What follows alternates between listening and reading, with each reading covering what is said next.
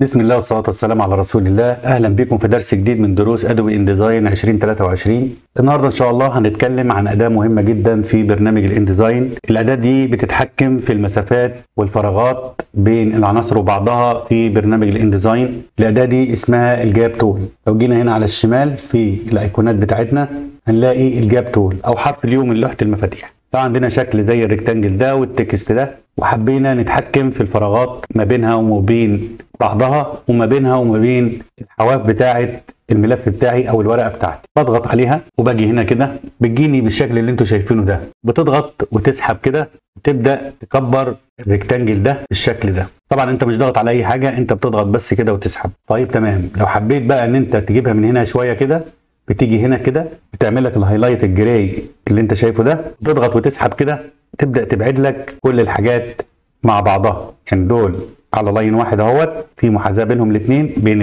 الريكتانجل وبين التكست. لو جيت من هنا كده الهايلايت واخد الاثنين مع بعض، فانت لو جيت وسحبت كده ناحيه اليمين بيبدا ان هو يعمل ازاحه لكل الشكل اللي قدامك ده، التكست والريكتانجل ناحيه اليمين، بيقلل من حجم المربع وبيقلل من حجم التكست. تمام. عايزين نرجع لورا، بنسحب كده بالشكل ده، نرجع الريكتانجل شويه كده، هنرجعه كده. جينا من هنا حبينا نرجع التكست هنرجعه شويه كده. ولو جينا من فوق هنا نقدر ان احنا نوسع المسافه ونقلل المسافه كده زي ما انتم شايفين. ومن هنا برضو نفس الحكايه، تقدر تقلل وتزود المسافه كده. طب احنا لو عندنا كذا شكل، يعني احنا هنشيل دول كده وجبنا مثلا ريكتانجل بالشكل ده وواحد بالشكل ده، الاثنين جنب بعض كده، نزود واحد كمان مع الشيفت بالشكل ده. ممكن نغير لونهم عادي. لو حبيت بقى ان انت تظبط المسافات بين الاثنين دول وبين الريكتانجل ده، تيجي تاخد الاداه من هنا او تضغط على حرف اليو من لوحه المفاتيح، وهتيجي هنا كده هتلاقي الهايلايت الرصاصي اللي انت شايفه ده. لو ضغطت وسحبت كده يبدا المربع ده يكبر على حساب المربعين دول. هتيجي من هنا وتسحب يبدا المربعين دول يكبروا على حساب المربع ده. طب انا لو عايز اشتغل على مربع واحد، بضغط على الشيفت واضغط كده واسحب، يبدا يشتغل على مربع واحد. لو جيت هنا كده ضغطت وسحبت يبدا يكبر لي المربع ده. طب انا لو عايز اقلل المسافه بين المربعين دول والمربع ده، باجي كده بضغط كنترول واسحب كده، يبدا يقرب لي الاثنين دول من بعض. اجي كده واسحب كده يقرب لي الاثنين دول من بعض، كنترول زد. لو جيت من تحت وبدات تسحب كده عادي تقلل المسافه دي. يبقى هي دي فكره عمل الجاب تول، ان انت بتقدر من خلال الشيفت والالت والكنترول ان انت تتحكم في المسافات بين الايقونات او بين الاشكال او التكست في الملف بتاعك في الانديزاين.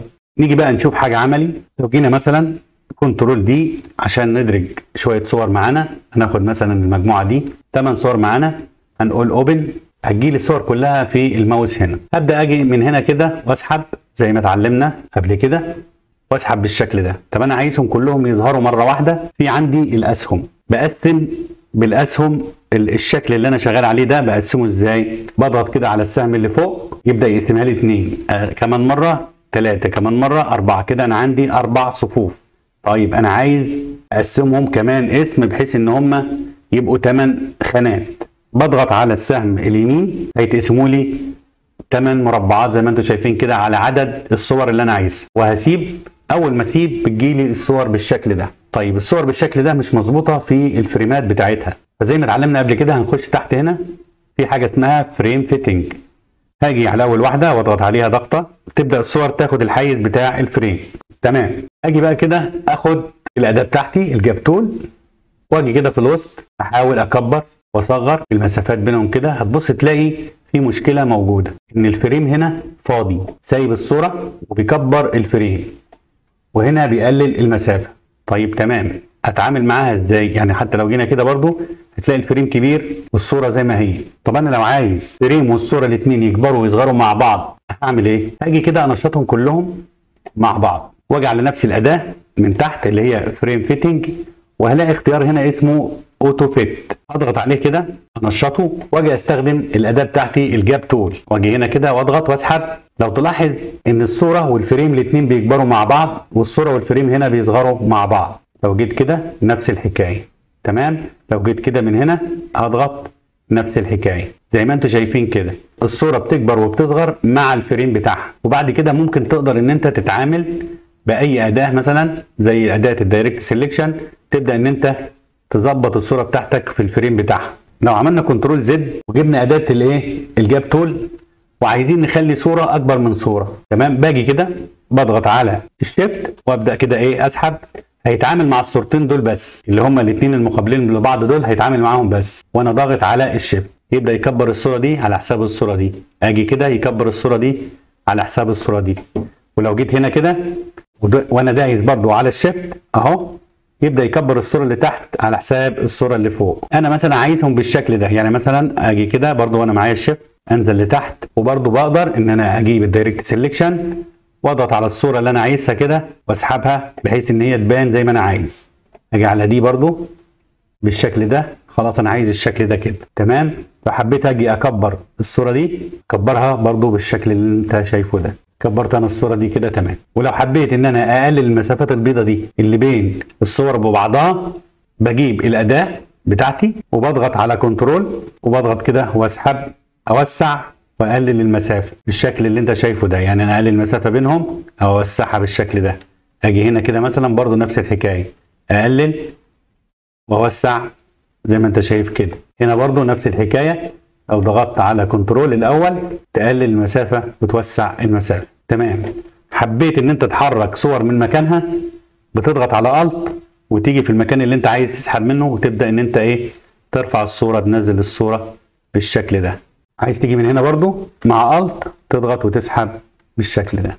طيب تمام. لو انا عايز مثلا استخدم تكست في وسط الشغل ده، جيت مثلا على الاثنين دول وشلتهم بالشكل ده، وجبت اداه التكست تول وجيت اعمل كده فريم عشان اشتغل عليه بالشكل ده، وكليك يمين وعندي اختيار هنا اسمه فيل ويز بلا شولدر تكست، بضغط عليه يبدا يجيب لي تكست وهمي بالشكل ده. لو ضغطت عليه ضغطتين كده 3 يتنشط كله، وابدا ان انا ايه اكبره مثلا بالشكل ده، اخليه بولد بالطريقه دي كده مثلا.